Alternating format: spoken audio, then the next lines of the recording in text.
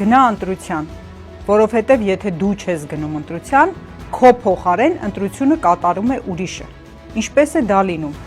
Ոչ թե որևէ մեկը քո փոխարեն քվեաթերթիկ է գցում քվեատուփի մեջ,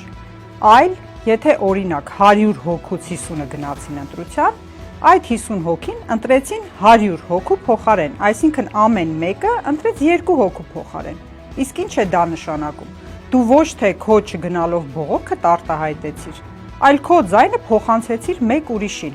Իսկ դու վստահ ես, որ այդ մարդը, ով գնացել է ընտրության, շատ ազնիվ է եղել իր ընտրության մեջ։ Որևէ շահ չի ունեցել այդ ընտրությունը կատարելիս։ Այնպես որ քո ընտրելու իրավունքը մի փոխանցիր ուրիշին։ Հունիսի 7-ին գնա ընտրատեղամաս եւ կատարիր քո ընտրությունը։